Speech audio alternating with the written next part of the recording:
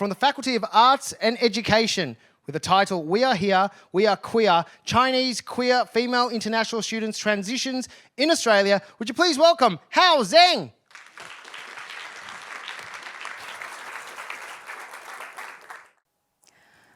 Alison thought she was going to die. She couldn't move her legs, her whole body went stiff, and her hands were cramping. She had to lie down on the ground, short of breath, staring at the ceiling while her mother was sobbing. It was a severe panic attack. After the paramedics left, the fear and emotions exploded. Alison didn't want to, and in fact, she couldn't hide the truth anymore. She came out to her mother that night with loads of tears and apologies. She had never revealed her sexual orientation to her family before. As the eldest daughter, she wants nothing but bringing joy to her family, not harm and shame. She was a quiet and diligent Chinese student in her college years and aspired to be a designer.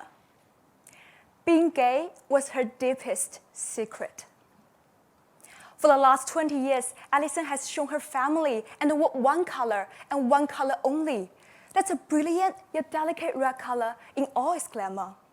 But underneath this surface quietly lays a multitude of colors representing the complexity of her identity. Alison is one of the many Chinese queer female international students I interviewed for my PhD. They left their homeland in late adolescence and early adulthood, many of whom landed in Australia with nothing but 2 suitcases.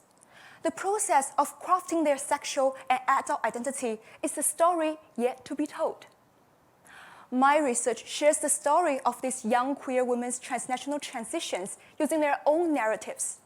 I look beyond the surface and shed light on what's underneath.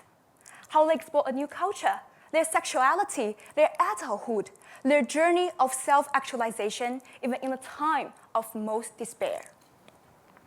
Alison is a paragon of braveness. After the darkest night in her life, she soon reached out to the LGBTIQ community and flourished with peer support. She embraced her identity, all aspects of it, and now she's ready to let the world know who she is. This is why Alison, and in fact, all my participants are willing to participate in my study. The findings of my research may not be all as sweet as the red velvet cake, but hopefully they will color our understanding of the world, just like a rainbow cake.